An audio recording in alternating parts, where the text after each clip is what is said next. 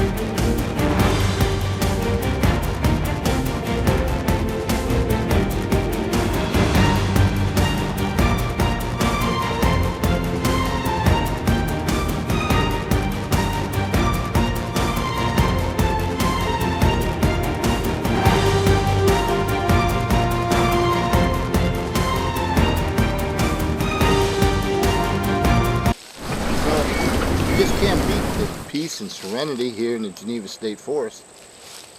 Listen. You can hear the wind blow through the trees.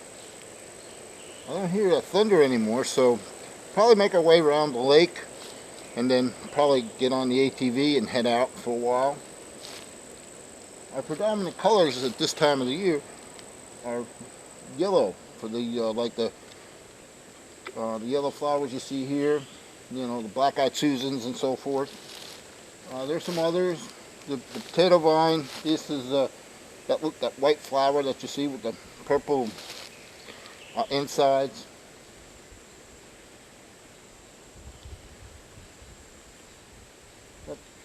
It's so nice and green. It's just beautiful, beautiful here in the forest. Get a chance? Come on out. It's in Geneva State Forest. Is just outside of Kinston. It's getting bigger and bigger every day. Come give it a shot.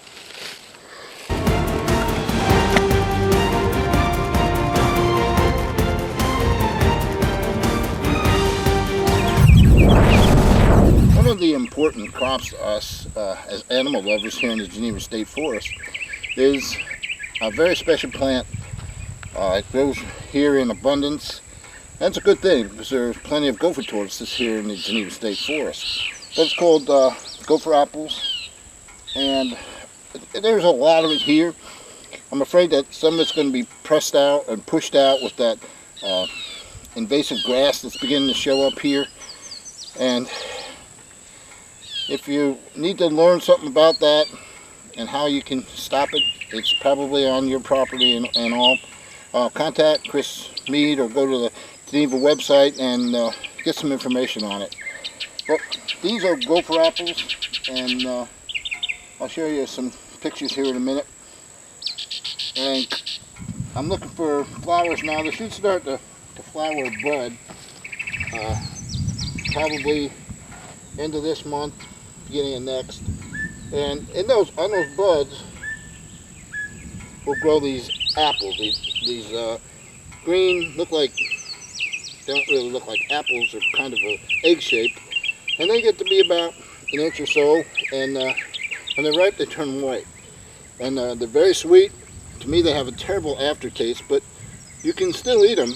I mean, if you're out here stuck out here in the middle of nowhere, and it's that time of the season, and you see them, you can eat them. They're edible, and their nutrition is well up there to help you. But I'll show you these plants. There's a nice little patch here. If you come out here and say, "Oh, you're right, Al, we need to get these started at our place." Well, you just can't take a twig off or some twigs off and plant them and try to get them to grow on your property. They're not easy to grow. You have to have the actual plants, the little babies, in order to get these to grow. You just can't, because they run off runners, and these runners can be miles. They could be all over the place. Some other plant, this could be way over there or way over there. You don't know. So trying to grow them from pieces and so forth is not going to work. So just leave them alone. If you want them on your property or whatever, you can go to the web. Just Google gopher apple plants, and you'll find tons of nurseries that grow them, and you can buy them and plant them and take care of them. I was traveling down Geneva Highway, and I came upon this interesting sign. At first I thought it said that it had been raped by aliens, but then it said it was a public notice. I was taser raped by the sheriff's department. Well, that sounds interesting, but with my past law enforcement experience, we're going to let that one go.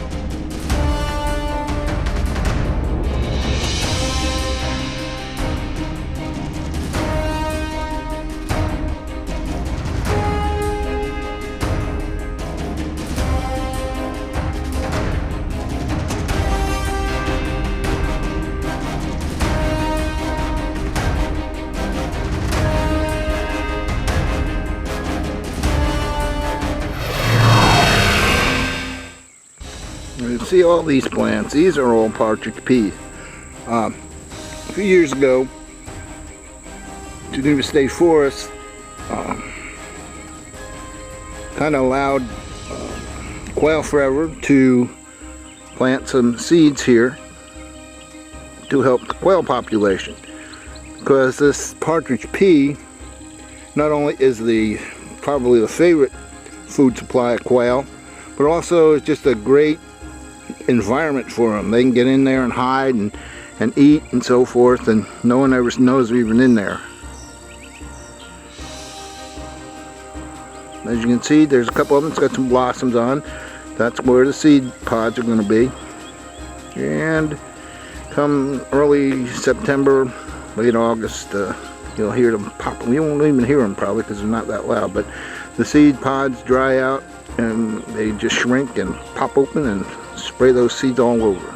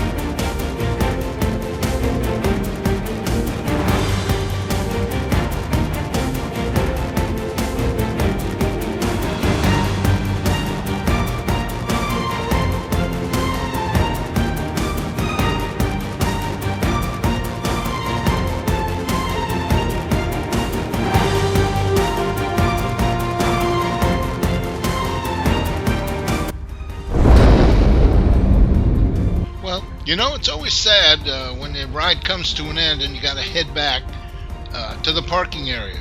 We had a great day, seen a lot of beautiful, beautiful flowers. We hope that you enjoyed it, and if you get a chance, head out to the Geneva State Forest. For the price, you can't beat it for a day of fun and relaxation.